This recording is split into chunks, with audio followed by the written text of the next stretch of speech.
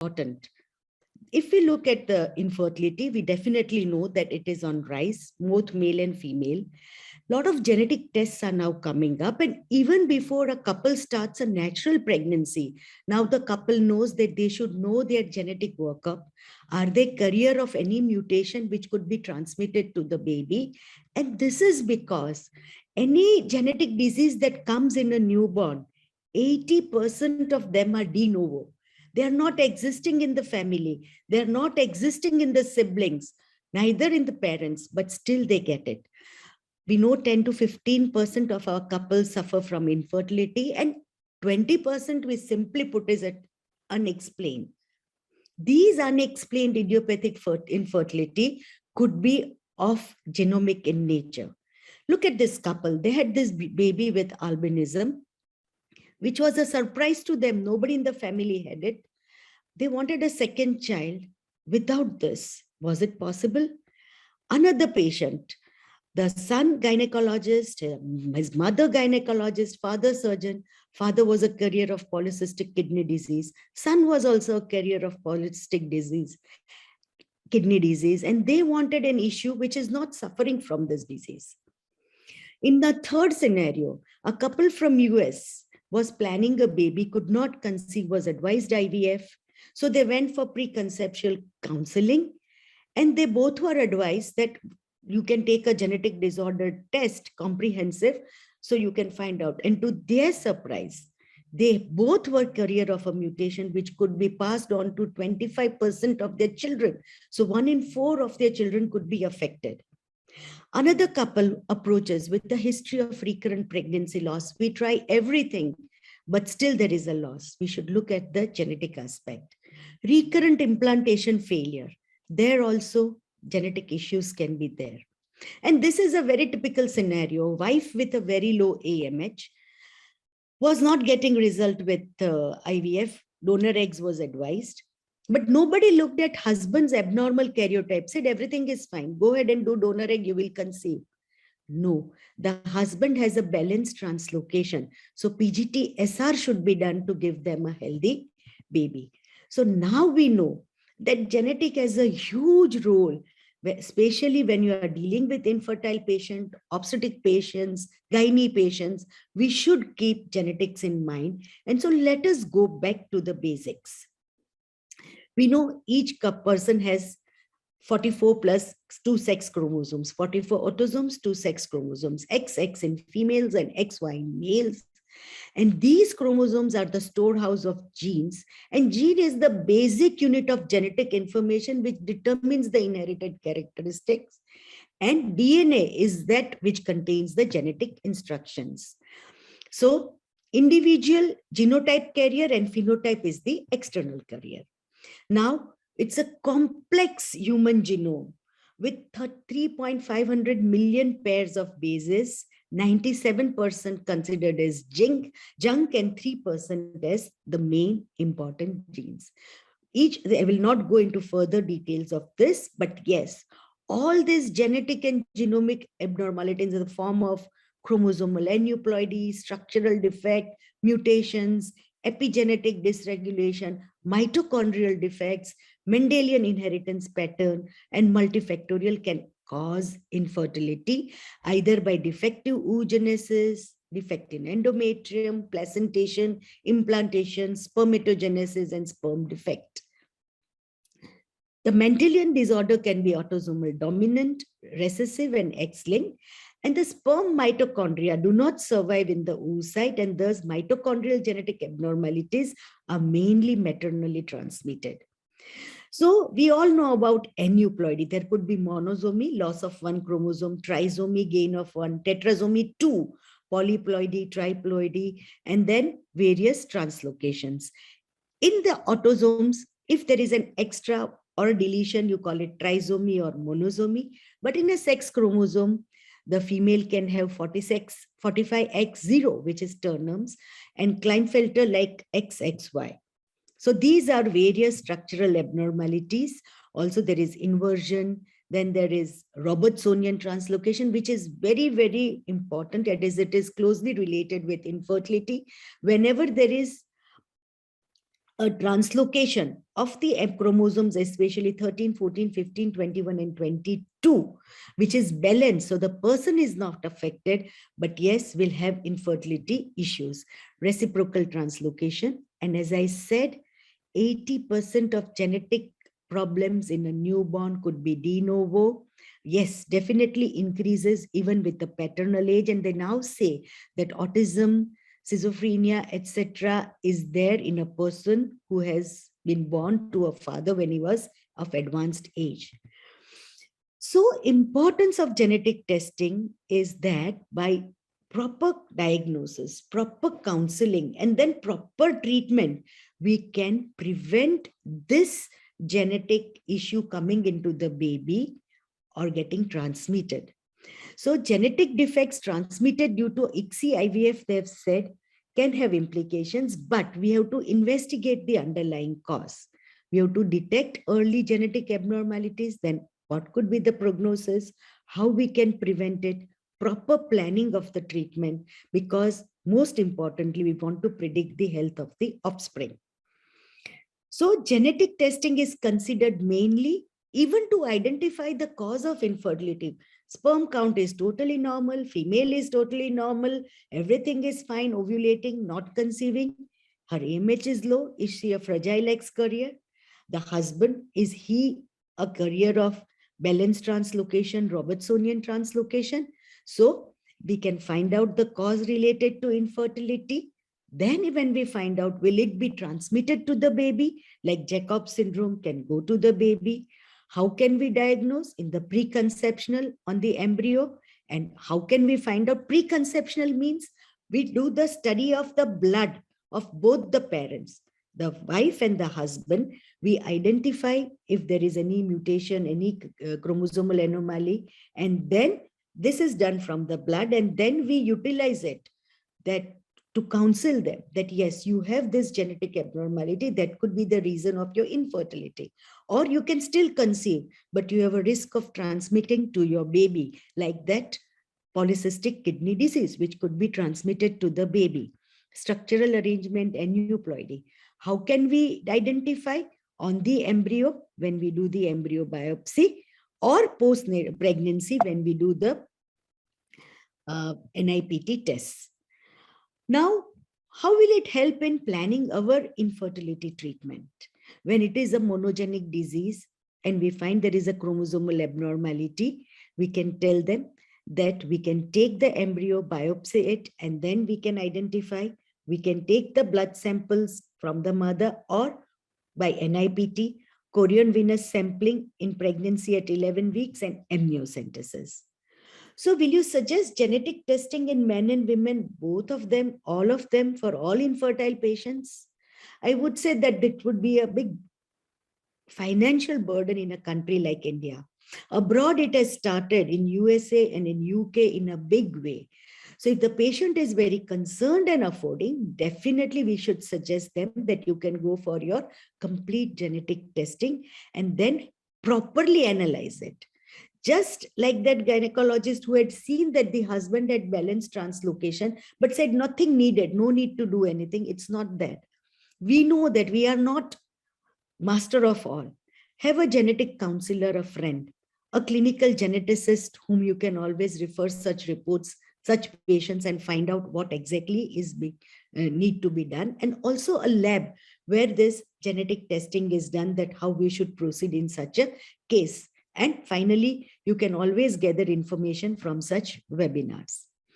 So when will a bell ring that, okay, I need to do genetic testing? Suddenly a young girl comes with a low AMH, no history for low AMH, positive history, yes.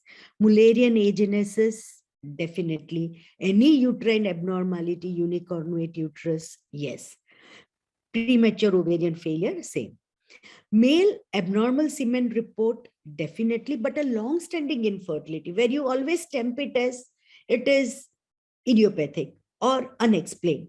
There, go for genetic testing. To your surprise, you can find out something.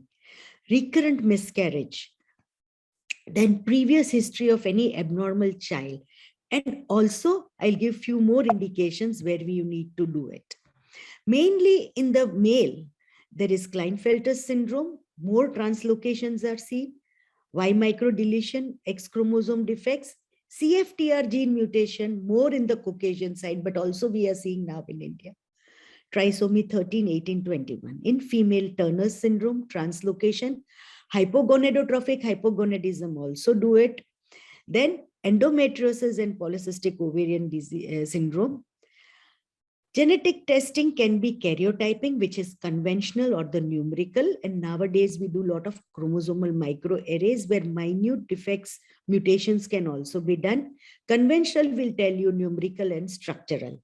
Chromosomal arrays mainly tell you about the minute mutations. It cannot 100% give the structural or the numerical, but yes, up to 97% it can also tell that. This is the carrier genetic test, what I'm talking about, where the parents can do it before they are planning a baby. For IVF, you can advise, or for donor gametes, eggs and sperms. Now in UK, it has become compulsory that all donors of egg and sperm have to undergo this. Why this? This will help us to determine the risk of having a child with genetic disease. Whenever you advise a donor gamete to a couple, their first question is, what about the genes? Whose genes will the baby get? And we have to say that 50% will be yours and 50% will be the gamete donors, whether it's egg or sperm. Then how do we know the genetic history? In our family, nobody has any genetic problem. What if the donor's family has it? This is one advice you can give. Why? Because 82% of all individuals, you and me, are also carriers of at least one genetic disorder. And every person has an average of 2 genetic mutations. And when there is consanguineous marriage, definitely ask this history, 16% of consanguineous couples are at high risk of having an affected child. And definitely when there is any inherited disorder or such babies in the family, we should ask this test to be done. So this objective will help us identify couple at risk, counsel, offer reproductive procedures, what is to be done.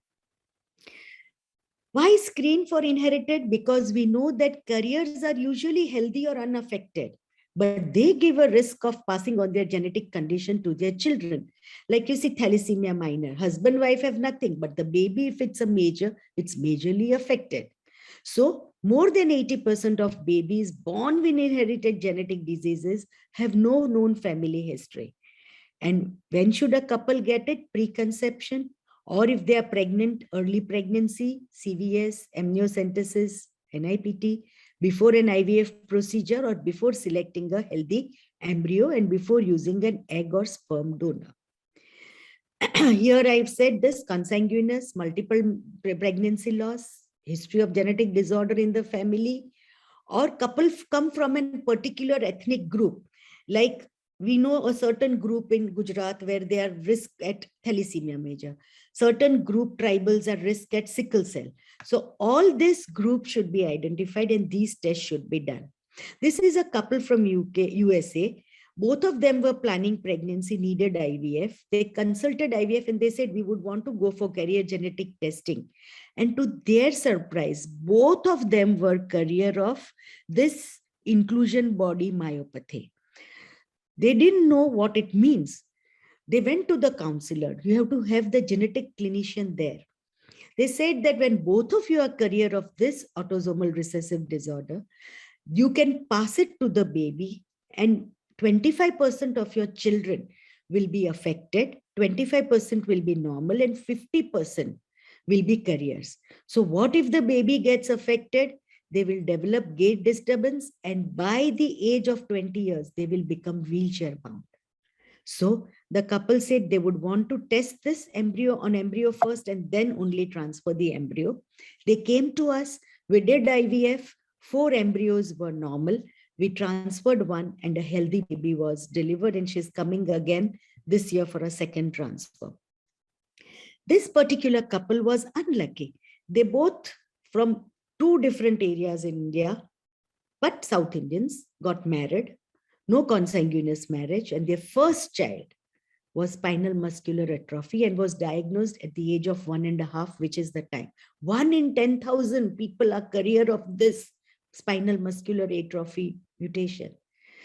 So we tested both husband and wife and they got this mutation. And now we have done IVF, PGD. Just yesterday, embryo transfer was done of a healthy embryo. Had they done the carrier genetic testing, which that couple from USA did it, they could have identified that both of them were carrier of this and they could have prevented this baby.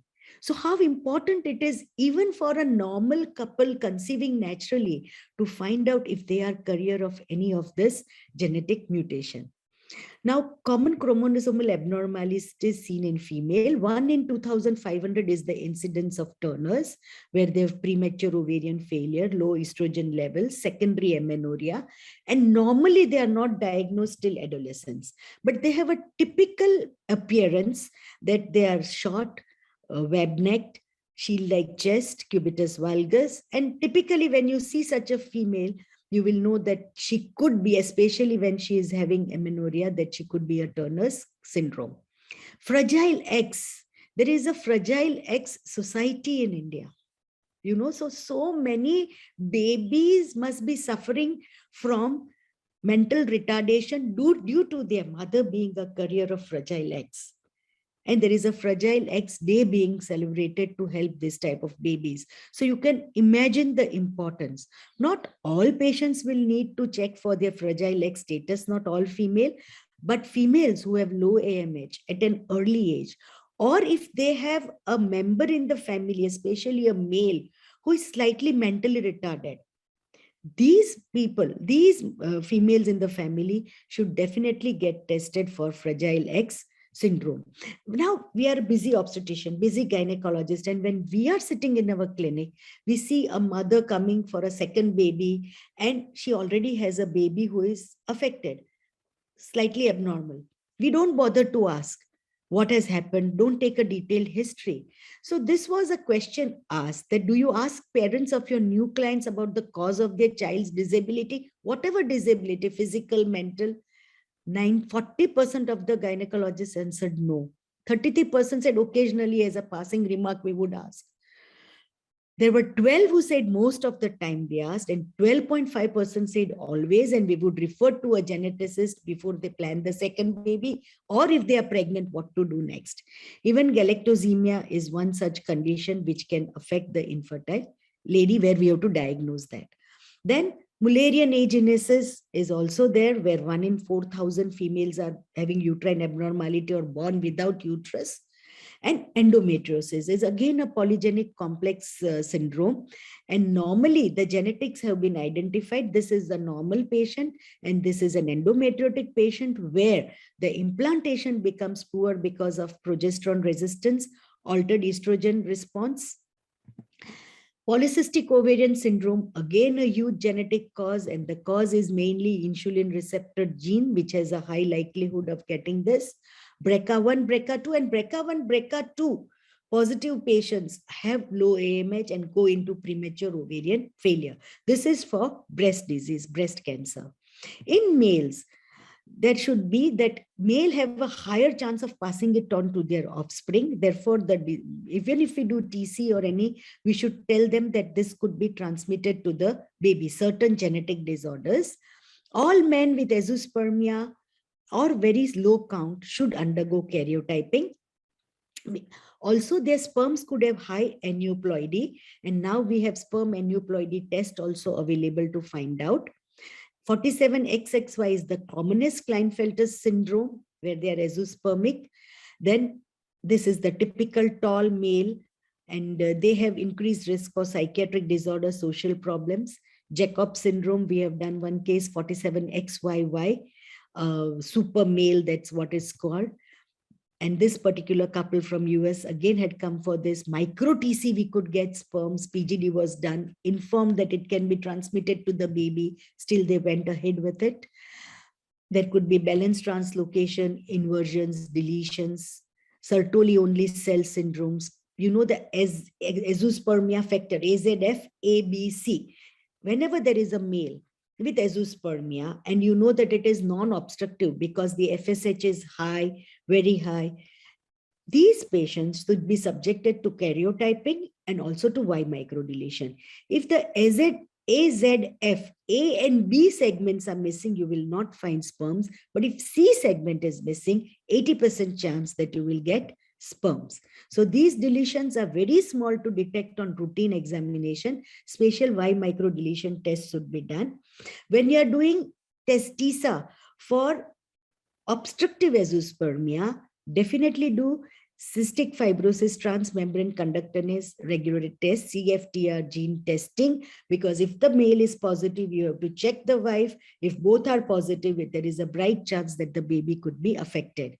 So ASRM has said that all non-obstructive azoospermia, oligospermia should undergo karyotyping, Y microdeletion should also be done, and CFTR gene should also be done. Kalman syndrome, we know anosmia, androgen insensitivity syndrome. They come as females to you. They are males, chromosome 46XY. They might have rudimentary Mullerian structure. This particular female came for surrogacy because she had rudimentary uterus or hypoplastic. She had undergone some surgery at the age of 2. And her AMH was 182. She wanted her own eggs. We could not see any ovary over there. So we did her karyotyping. She turned out to be 46XY. So we counseled her for donor egg and surrogacy. We successfully completed, and she has a healthy baby now. Other genetic disorders where could lead to infertility is cryptorchidism, undescended testes, then asthenozoospermia, but I'll not go into all those. Counseling part, once you detect something, you identify the etiology, cause of failure, then counseling. What are the implications? What are the family risks? How you can maximize their chance, risk of transmission, and psychological counseling. Role of genetist. As I said, we do not know everything. Gynecologist knows the mother, pediatrician knows the baby. But that correlation between the fetus and the family is researched into by a clinical geneticist. Any abnormal feature, don't think. Just have a good clinical geneticist or friend, send the patient, find out everything, take out the time, and counsel them. They will go right up to do pedigree analysis, which is very, very important, and find out. Abortions, don't just throw away that material. Get at least a DNA storage done if patient doesn't want to do the karyotyping. DNA storage doesn't cost much. At our center, it's 1,000 rupees. We just take the material, create the DNA library, store it. So right now the patient may have a cost factor, may not be in the frame of mind, but 2 years later, she can come and say, I want to plan again. We have the DNA library, take it out, counsel them that there could be some genetic issue, some mutation. Let us do a chromosomal, a microchromosomal array. Let us do an NGS, find out what is the defect. They will immediately agree.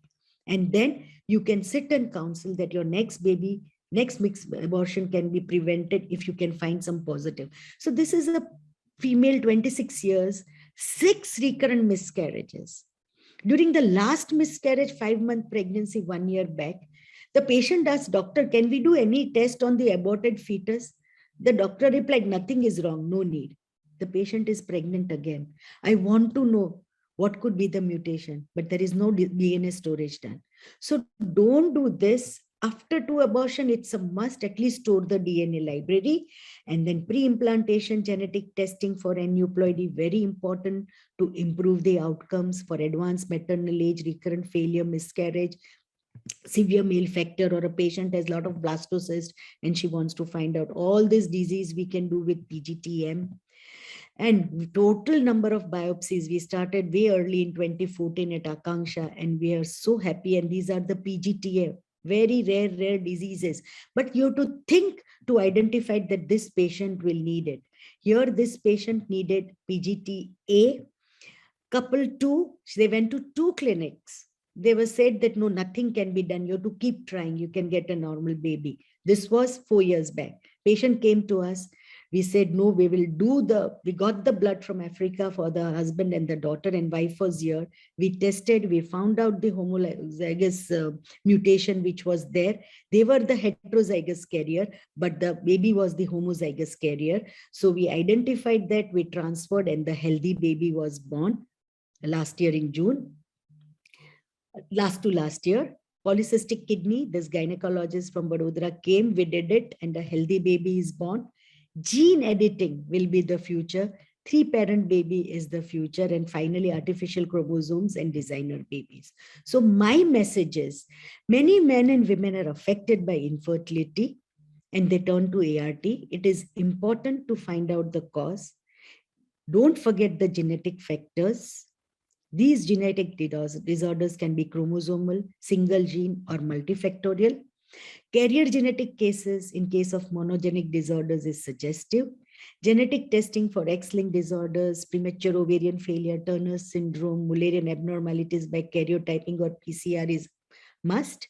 Male patients with severe male factor or azoospermia, please do genetic testing. Most commonly used genetic tests are karyotyping for chromosomal abnormalities, PCR to detect Y microdeletion, and CFTR gene. Accurate genetic counseling is recommended when a genetic abnormality is suspected, either in the male or the female. As more and more genes are discovered and the etiology of disorders, infertility disorders become better understood, the management of treatment and treatment of infertility will improve as well. Medicine is undergoing an important transformation from the reactive to preventive approach. The future will focus on the integrated diagnosis, treatment, and prevention of diseases in individual patients. Thank you for the patient hearing. Life begins here at Zivia IVF, our first one in Jaipur, the pink city. Many people ask me, why not Mumbai? Why not Delhi?